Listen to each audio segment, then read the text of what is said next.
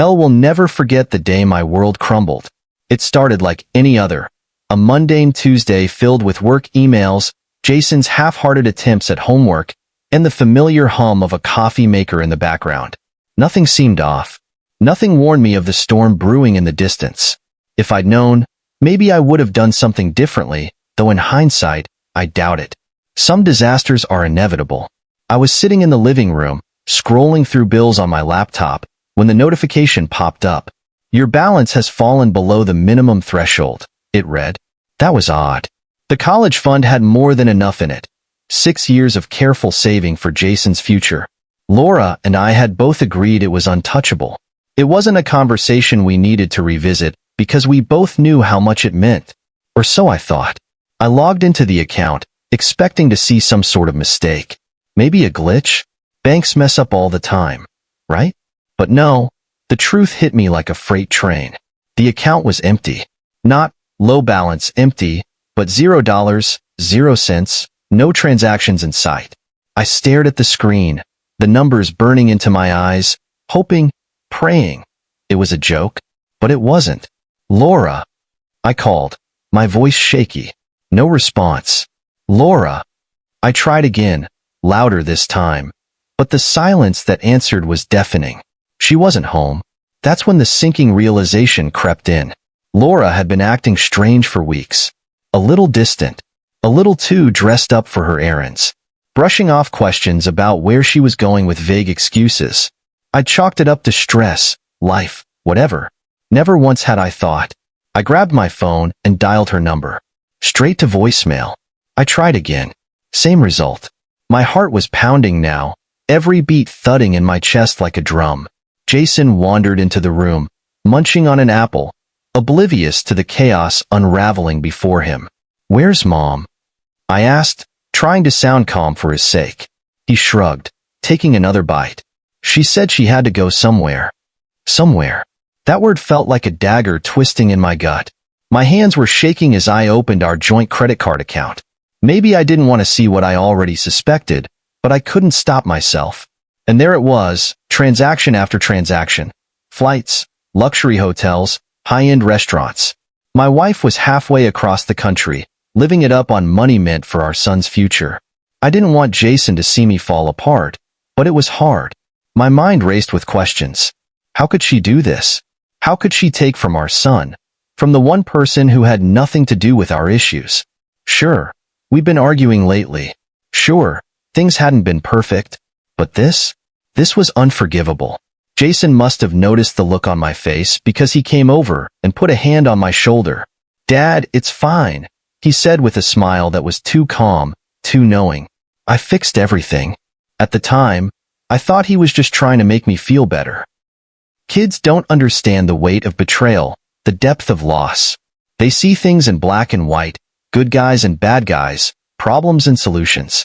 I wanted to believe his words were innocent. But even then, something about his tone felt off, like he knew more than he was letting on. I didn't have the energy to press him. My focus was on Laura. I tried calling again, but it was useless. It wasn't until later that night, when I checked the closet and saw her suitcase missing, that the truth hit me in full force. She wasn't coming back. She had emptied the account, packed her bags, and walked out on her family. On me. On Jason. The anger came in waves, each one more intense than the last. I wasn't just furious at her. I was furious at myself. How could I have missed the signs? How could I have let this happen under my nose? Every transaction, every lie, played on repeat in my mind like a cruel movie I couldn't turn off. Jason stayed quiet most of the evening, watching me with that same calm expression. When he finally went to bed, I sat alone in the dark, replaying the last few months, trying to find answers. But there weren't any. There was just a gaping hole where trust used to be, and a betrayal so deep it threatened to swallow me whole.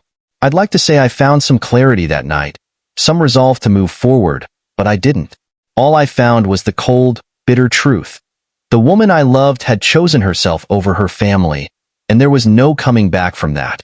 What I didn't know, as I sat there drowning in my grief, was that Jason had already started working on a solution, one I couldn't have imagined in my wildest dreams. The days following Laura's betrayal were a blur. I was barely functional, running on autopilot, consumed by anger, confusion, and heartbreak. But Jason? Jason was unshaken. If anything, he was eerily composed for a 10-year-old whose mother had just abandoned him. He still went to school, still did his homework, still played with his Legos like nothing had changed. At first, I chalked it up to shock. Kids process trauma differently, right? But the truth was, Jason wasn't ignoring the situation. He was working on it. It started small. I'd catch him typing furiously on his tablet, his face scrunched up in concentration. He'd glance at me and quickly minimize the screen, brushing it off with a casual, "Just homework, Dad." I didn't think much of it at the time. After all, he'd always been a whiz with technology, coding, gaming, whatever. It was his thing. But then there were the whispered phone calls. "Who are you talking to?" I asked one evening, catching him in the kitchen with the phone pressed to his ear. He looked startled, like a deer caught in headlights. Nobody," he said, shoving the phone into his pocket and hurrying out of the room. I didn't press him. I figured he was talking to a friend, or maybe even a counselor from school. Everyone handles grief differently, I told myself. Maybe this was his way of coping. Then there was the garage. Jason started spending hours in there, tinkering with tools and wires. I didn't pay much attention at first. I assumed he was working on one of his little engineering projects. He'd always been good at building things. Robots, model planes, stuff like that. But one night, curiosity got the better of me.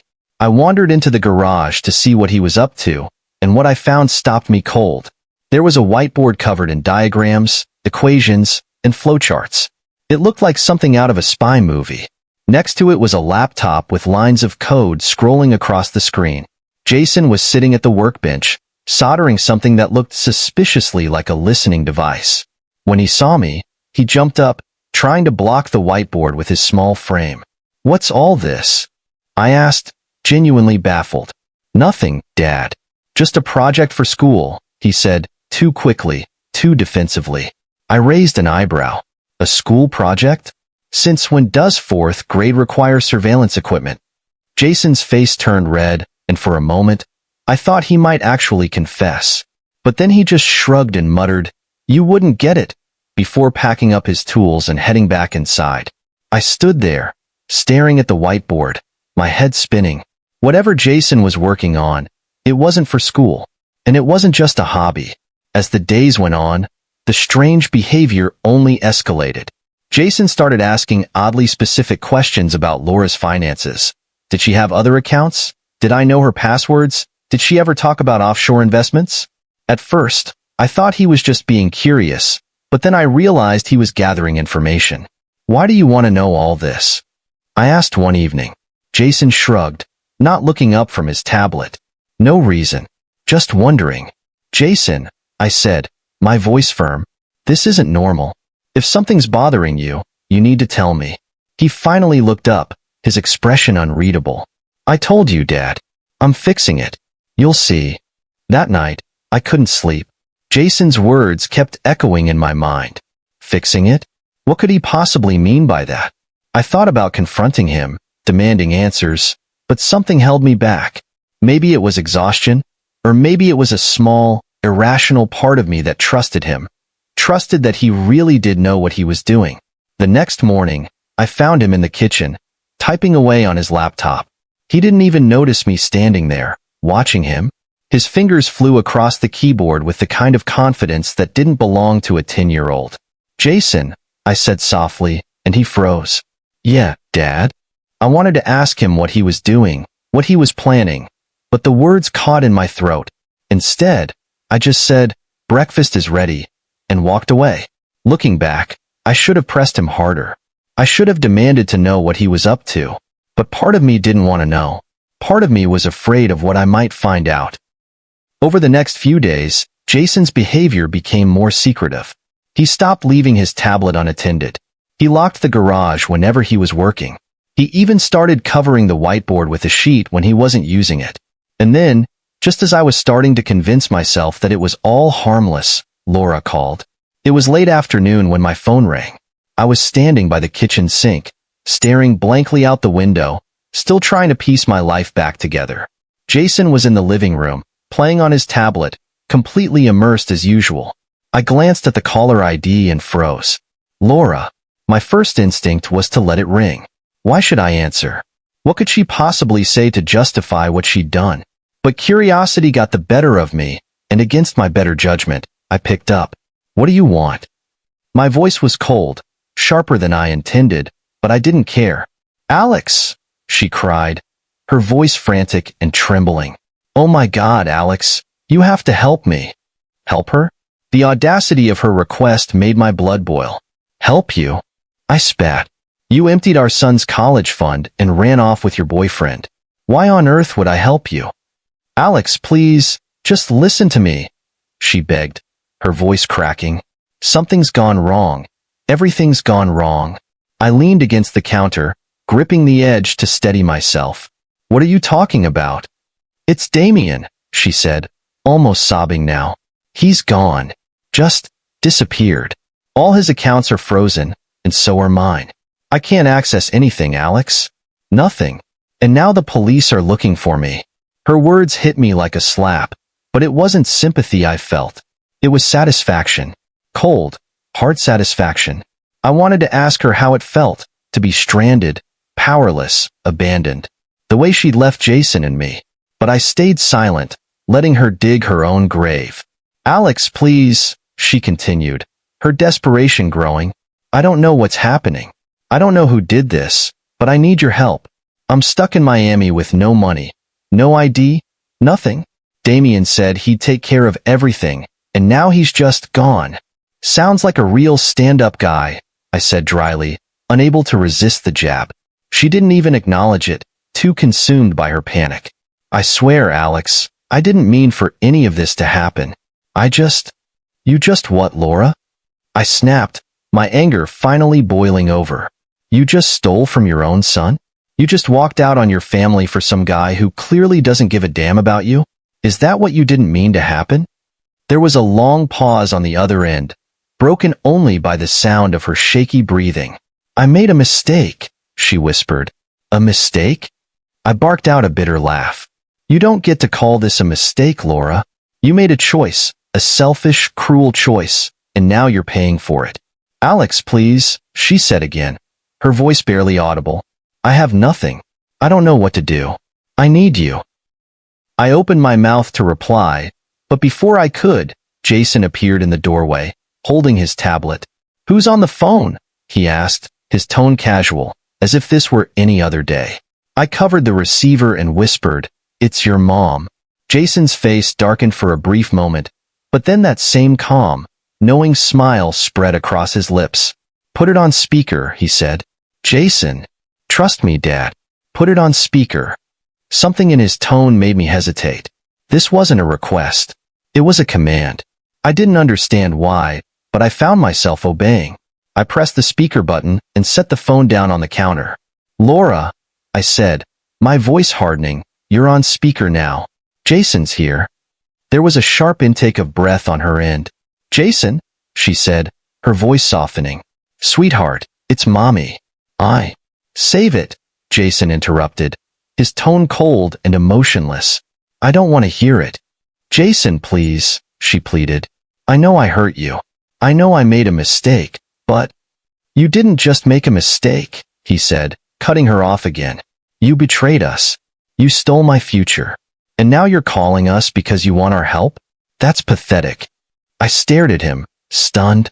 This wasn't the voice of a 10-year-old. This was the voice of someone older, someone wiser, someone darker.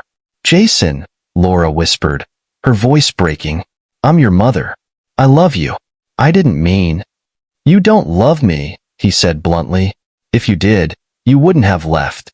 You wouldn't have stolen from me. You chose Damien over us, and now you're paying the price. I don't feel sorry for you. You deserve this. Jason, please, she sobbed. I'm begging you. Please help me. He smiled then, a chilling, confident smile that sent a shiver down my spine. Don't worry, Mom, he said. I already did. What? She asked, her voice laced with confusion.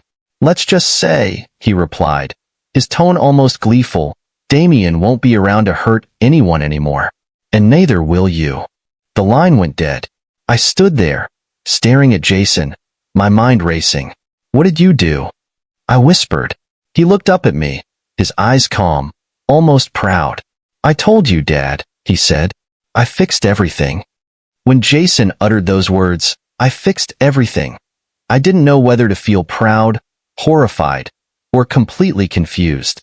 My 10-year-old son, standing there with that unnerving calmness, had just silenced his panicking mother with a cryptic remark that left me more unsettled than ever. My mind raced with possibilities, each one more absurd than the last. What could he have done? He's just a kid, right? Jason, I said, trying to keep my voice steady. What do you mean, you fixed everything? What did you do? He shrugged casually, as if we were discussing his math homework. It's like I said, Dad. Mom and Damien can't hurt us anymore. I felt my stomach twist into a knot. Jason, this isn't a game. You need to tell me exactly what you've done. He sighed, like a parent indulging a child's endless questions, and motioned for me to follow him into the living room. Okay, fine. I'll show you. We sat down on the couch, and he opened his tablet. The screen lit up with a dizzying array of charts, bank statements, and what looked like coding scripts.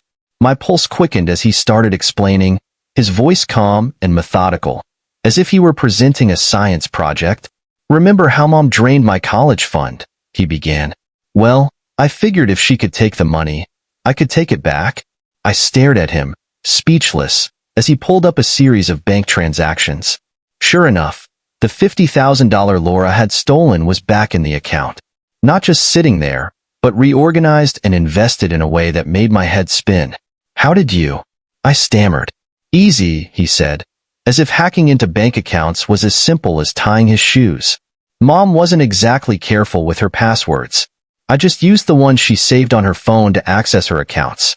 Damien's, too. He wasn't any smarter. Once I was in, I transferred the money back to where it belongs. That's illegal, I said, though my voice lacked conviction. He shrugged again. So is stealing from your kid. I couldn't argue with that, but my unease deepened as he continued scrolling. The bank transfers were just the beginning. Jason had done more. Much more. Damien had a bunch of accounts in his name, Jason said, pointing to the screen. Turns out, he's been scamming people for years. Fake investments, shell companies, stuff like that. I reported everything to the authorities. Gave them all the evidence they need to lock him up for good. You reported him? I asked, my voice barely above a whisper. Yep. I even made sure the trail led back to Mom, too, he added, with a smirk that chilled me to the bone. She helped him spend the money, so technically, she's part of the scam. Now the police are watching her, too. Jason, do you understand what you've done? I said, my voice rising. This isn't just about getting the money back. You've put your mother in serious trouble. She put herself in trouble, he shot back, his tone sharper now. She chose Damien over us. She chose herself over us. Why should I feel sorry for her? I didn't know how to respond. He was right, of course. Laura had betrayed us in the worst possible way. But hearing those words come from my son, delivered with such icy detachment, made my chest ache. This wasn't just a 10-year-old taking a stand. This was something darker. And Damien? I asked, dreading the answer. What do you mean? He won't be around anymore? Jason grinned. Oh, don't worry. He's fine for now. He just doesn't have any money or anywhere to hide. The authorities froze all his accounts. By the time they find him, he'll be broke and in jail. The casual way he said it, as if destroying a man's life was no different than squashing a bug, sent a shiver down my spine. Jason, I said, choosing my words carefully, why didn't you tell me about this before? Why didn't you let me handle it? He looked up at me, his expression suddenly softer. Because I knew you wouldn't do anything. You just let her get away with it because you're too nice. Someone had to stop her, Dad. Someone had to protect us. I felt like the ground had shifted beneath me. My son, my sweet, brilliant boy, had taken it upon himself to not just fix our situation, but to exact revenge in a way I couldn't have dreamed of. I didn't know whether to be proud of his resourcefulness or terrified of what it meant.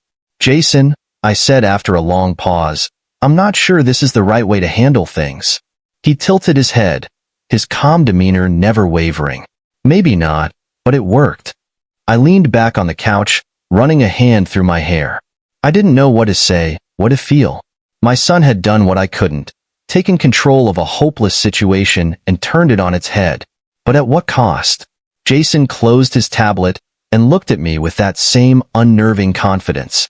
Don't worry, Dad, he said. Everything's going to be okay now. But as I sat there, staring at him, I couldn't shake the feeling that things were far from okay. I didn't sleep much after Jason's revelation. How could I? The sheer magnitude of what he'd done kept replaying in my mind, like a movie stuck on an endless loop. My son, a 10-year-old, had engineered a scheme so intricate, so devastating, that it left a grown man and woman completely ruined. And the worst part? He didn't seem to feel the slightest shred of guilt about it. I told myself I'd talk to him in the morning, but life had other plans. The phone rang again, Laura. My first instinct was to ignore it. After all, what could she possibly say that would change anything? But a small, masochistic part of me wanted to hear her squirm. So I answered. What? I barked, not bothering with pleasantries. Alex, please, she sobbed. I need your help. I'm begging you. The sound of her voice was almost unrecognizable. Gone was the confident, self-assured woman who had waltzed out of our lives without a second thought. In her place was someone desperate, broken. You've got some nerve calling me, I said coldly. Alex, listen to me, she said, her words tumbling out in a frantic rush. The police are after me. They froze all my accounts. Damien's gone, just vanished. I don't even know where he is. I'm stuck, Alex. I don't have any money. I don't have anywhere to go. And whose fault is that? I cut in, my voice rising. Alex, please, she cried. I know I messed up, okay? I know I hurt you and Jason, but I didn't deserve this. I don't deserve to be left with nothing. I let out a bitter laugh. You emptied our son's college fund, ran off with your boyfriend, and now you're crying because the consequences caught up to you? You do deserve this, Laura. Every last bit of it. There was silence on the other end, broken only by her shaky breathing. I didn't think it would get this bad, she whispered. You didn't think at all, I snapped. You were too busy living it up with Damien to care about what you left behind. Well, guess what, Laura? You made your bed. Now you get to lie in it. She started sobbing then, loud and uncontrollable. Alex, I'm begging you. Please, just help me get out of this mess. I don't have anyone else to turn to. I felt my jaw tighten. Anyone else to turn to? The sheer audacity of that statement made my blood boil. After everything she'd done, she had the gall to act like a victim? Like I owed her anything? There's nothing I can do for you, I said flatly. Don't say that, she pleaded. You can talk to the police. Tell them it was all Damien's fault.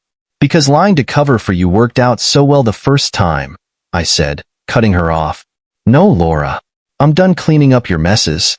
Alex, please, she shouted, her voice breaking. If not for me, then for Jason. Do it for him. That was the last straw. Don't you dare bring Jason into this, I said, my voice dangerously low.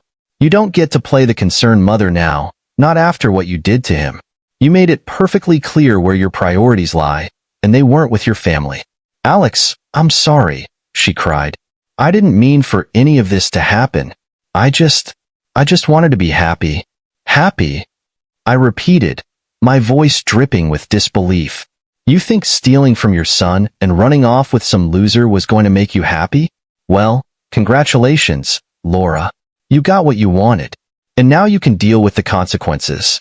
There was another long silence, and for a moment, I thought she'd hung up. But then she spoke again, her voice small and broken. Is this really how it's going to be? She asked. You're just going to abandon me like this? The sheer irony of her words almost made me laugh. You abandoned us first, I said simply. And no, Laura, I'm not abandoning you. I'm just letting you deal with the mess you created. Goodbye. I hung up before she could say another word. When I turned around, Jason was standing in the doorway, watching me with that same calm, calculating expression. You didn't let her off the hook, did you? He asked. No, I said, my voice heavy with exhaustion. I didn't. He nodded, as if that was the only acceptable answer. Good. She doesn't deserve our help. I wanted to tell him that it wasn't that simple, that no matter how much I hated Laura for what she'd done, a part of me still struggled with the idea of leaving her to fend for herself. But looking at Jason, at the steely resolve in his eyes, I knew he wouldn't understand. Or maybe he would, and that scared me even more. Jason, I said carefully, what you did, what you're doing, it's not normal. This isn't how a 10-year-old is supposed to think. I'm not a normal 10-year-old, he said bluntly. I didn't have an answer to that. If there's one thing I've learned, it's that people like Damien don't just roll over when they're cornered. They lash out. They make noise. They take down as many people as they can on the way down. That's exactly what happened next. It started with a phone call. Not from Laura this time. No, I'd blocked her number. This one came from a number I didn't recognize. Against my better judgment, I picked up, thinking maybe it was the authorities finally catching up to Damien. Alex, the voice growled on the other end. Low, dangerous, and filled with venom. You think you're so clever, don't you? I froze. Damien, I said, my voice flat. Shouldn't you be in hiding by now? He let out a humorless laugh. Oh, I'm in hiding, all right. Thanks to you and your little brat. You think you can ruin my life and just walk away? I glanced toward the living room where Jason was sitting on the floor, calmly assembling a model car as if nothing in the world could touch him. For a moment, I considered denying everything, playing dumb. But what was the point? Damien already knew. You got what you deserved, I said, keeping my tone even. You stole from my family. You didn't think there'd be consequences? You don't know who you're dealing with, he snarled. You think this is over? It's not over. Not by a long shot. What are you going to do, Damien? I asked, my patience wearing thin. You're broke. You're wanted. You're finished. Maybe, he said, his voice chillingly calm. But I'm not going down alone. I know where you live, Alex. I know where your son goes to school. And if you think I'm just going to sit back and let you ruin me, you're dead wrong. My blood ran cold. He wasn't bluffing. Damien was many things. A liar, a thief, a coward. But he wasn't the kind of man to make empty threats. You stay away from my son, I said, my voice shaking despite my best efforts. Or what? He taunted. You gonna sick your little hacker on me again? Go ahead. Let's see how far he's willing to go. I hung up before he could say another word. My hands were trembling as I set the phone down on the counter. For a moment, I just stood there, staring at it, trying to process what had just happened. Who was that? Jason asked, his voice startlingly calm. Damien, I said, turning to face him. He knows what you did. And now he's threatening us. Jason didn't even flinch. Let him try, he said, his tone so cold it sent a shiver down my spine.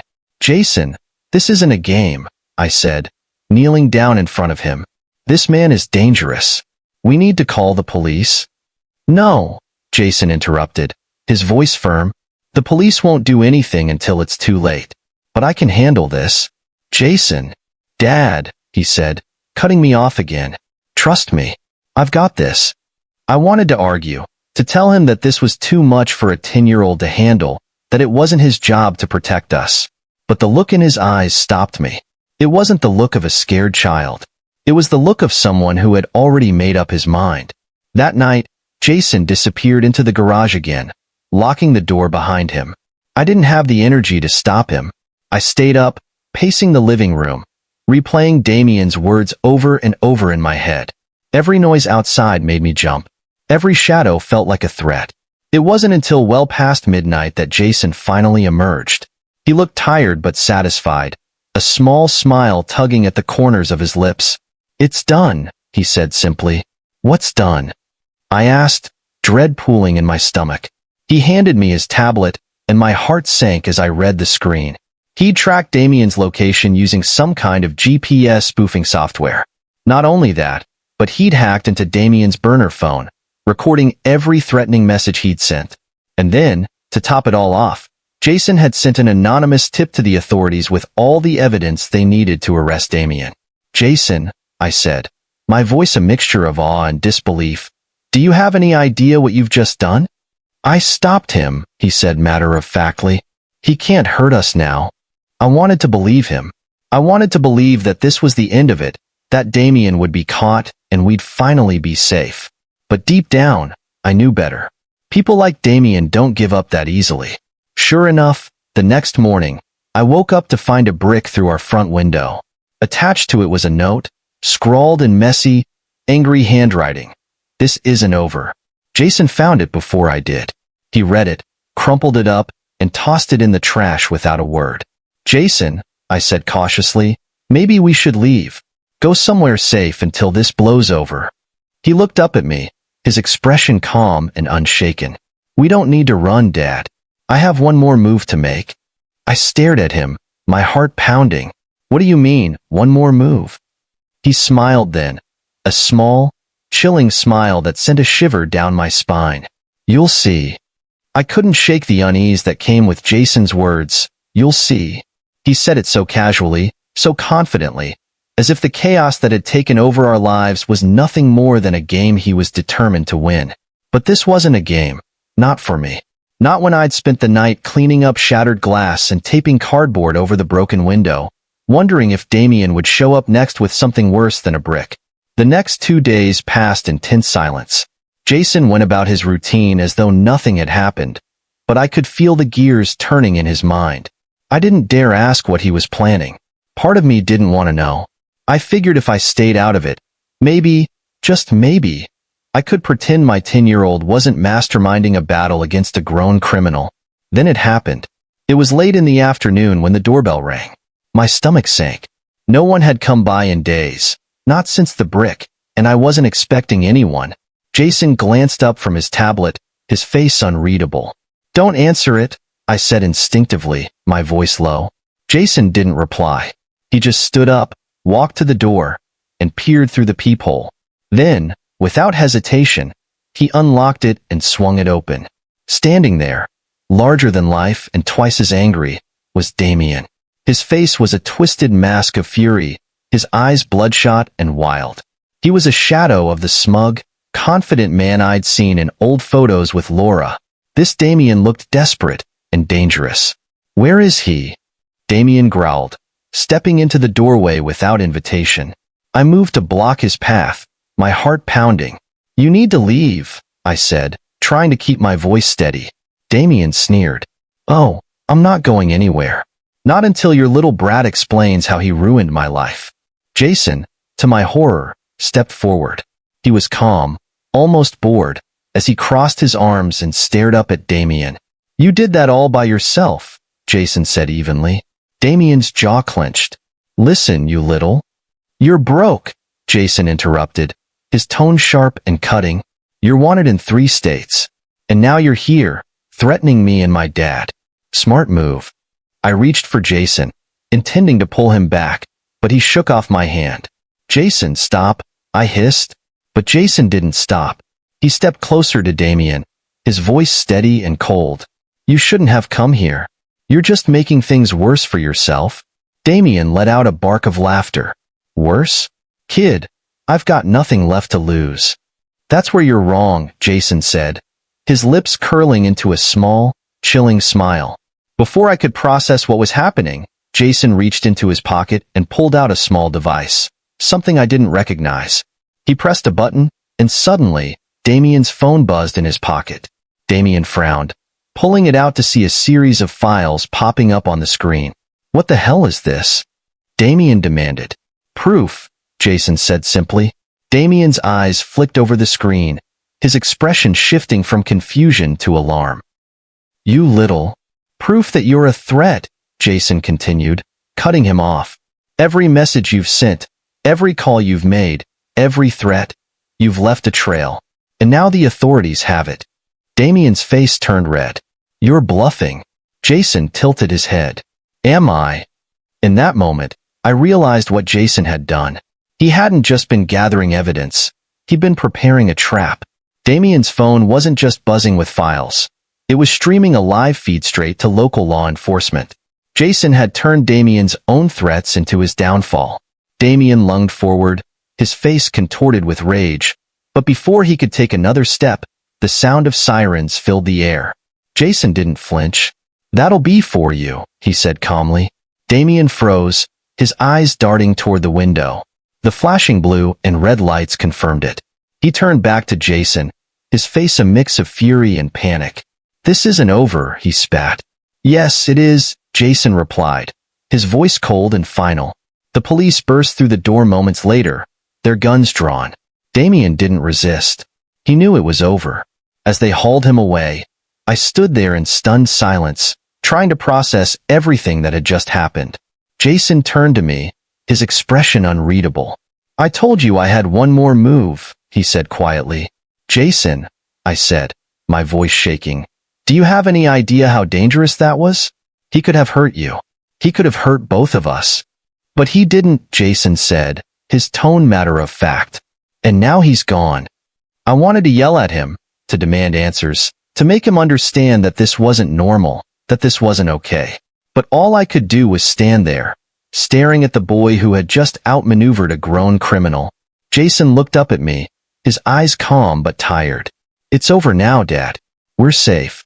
But as I stood there, watching the police car disappear down the street, I couldn't shake the feeling that nothing about this was safe. The house was eerily quiet after Damien's arrest. The chaos, the threats, the lingering fear. All of it seemed to dissipate in an instant. But the silence wasn't comforting. It was heavy, suffocating, and filled with unspoken questions. Questions I wasn't sure I wanted answers to. I thought that was the end of it. Damien was out of our lives. Jason had gone back to his usual routine, and I could finally focus on rebuilding what little was left of our family. But then, Laura called. Again. I recognized the number immediately. I'd blocked her main line, but she must have found another way to contact me. I considered ignoring it. What more could she possibly say? But curiosity won out. I needed to hear it for myself. "What now, Laura?" I said, my tone colder than ice.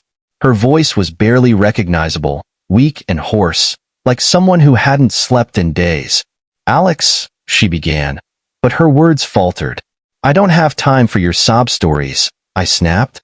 "If you're calling to beg for money or forgiveness, you're wasting your breath." "I don't want your money," she said quietly. I don't know what I want." That caught me off guard.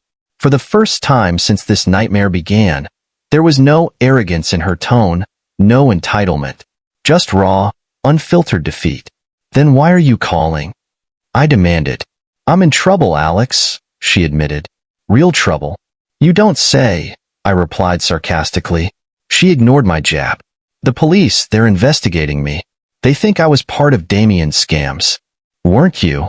I asked, letting the accusation hang in the air. She hesitated. "I didn't know what he was doing at first," she said, her voice trembling. "But by the time I figured it out, it was too late. I was already tied to everything. And now they're freezing my accounts, seizing my assets. I have nothing, Alex. Nothing." "That makes two of us," I shot back. "Or did you forget that you wiped out Jason's college fund to finance your little adventure?" "I was stupid," she admitted, her voice breaking. I thought Damien loved me. I thought he'd take care of me." I let out a bitter laugh. "And how's that working out for you?" She didn't respond. The silence on the other end spoke volumes. "Why are you calling me, Laura?" I asked again, this time softer, though no less firm. "Because you're all I have left," she said quietly. "You and Jason." Her words hit me like a punch to the gut. Not because they moved me. No, far from it. But because of how delusional they were. "You don't have us," I said firmly. "You lost us the moment you chose Damien over your family." "Alex, please," she begged, her voice cracking. "I made a mistake. I know I messed up, but I'm still Jason's mother. I need a second chance." "Second chance?"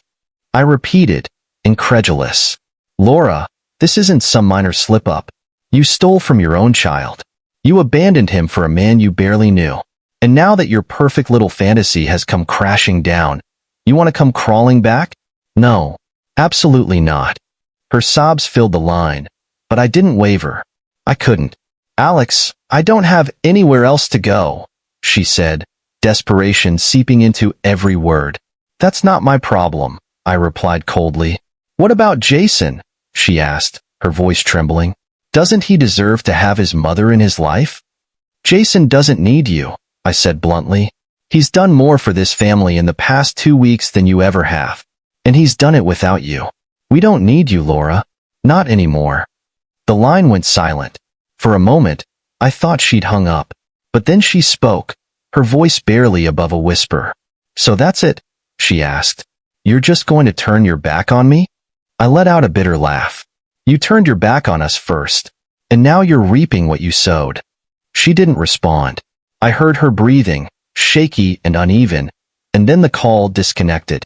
When I turned around, Jason was standing in the doorway, watching me with that same calm expression he always wore. "Was that Mom?" he asked. I nodded. What did she want? "To come back," I said simply. Jason didn't flinch.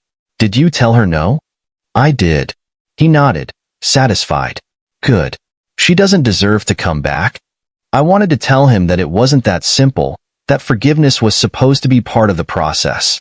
But looking at him, so composed, so sure, I couldn't bring myself to say the words. Maybe he was right. Maybe some things really were unforgivable. In the days that followed, I couldn't stop replaying everything Jason had done, everything he had orchestrated. It was impossible not to marvel at his brilliance. A 10-year-old had managed to outwit grown adults, dismantle a criminal scheme, and save his family from ruin, all while keeping an unnerving level of composure. It was impressive, no doubt about it, but it was also terrifying. Jason didn't act like a normal child. He didn't respond to situations with fear or hesitation. Instead, he calculated, strategized, and executed with precision. It was as if every decision he made was part of a grand chess game only he could see. And while I couldn't deny the effectiveness of his actions, I couldn't ignore the coldness behind them. One evening, as I sat on the couch staring at the cardboard over the window, Jason came into the room. He had that same calm, confident expression he always wore, but there was something different about his eyes, something heavier. "Dad," he said, sitting down beside me, "are you mad at me?" The question caught me off guard. "Mad at you? For what?" "For everything I did," he said simply. "For going after Mom and Damien. For not telling you." I sighed, running a hand through my hair. How could I even begin to answer that? "Jason," I started carefully, "what you did. It's not something a 10-year-old should ever have to do. It's not something anyone should have to do." "But I did it," he said, his tone unflinching. "And it worked." "It did," I admitted. "But it's not just about whether it worked. It's about what it means." He frowned. "What do you mean?" I hesitated, searching for the right words. "Jason, the way you handled things, it wasn't normal. It wasn't healthy. You shouldn't have to think like that, to act like that. You're just a kid." His expression didn't change. "I did what needed to be done. If I hadn't, who would have stopped them?" I wanted to argue, to tell him it wasn't his responsibility, that I should have been the one to handle it. But deep down, I knew he was right. I had been paralyzed by anger and grief, too caught up in my own pain to act. Jason had stepped in because I hadn't, and that realization cut deeper than anything else. "You're smart, Jason," I said after a long pause. "Smarter than I'll ever be. But you're also my son, and it's my job to protect you, not the other way around." He looked at me then, his eyes searching mine. "But what if you can't?" he asked softly. "What if it's up to me?" I didn't have an answer. How could I, when the evidence was staring me in the face? Jason had protected us. He had saved us. But at what cost? In the weeks that followed, life slowly began to return to normal, or at least, as normal as it could be.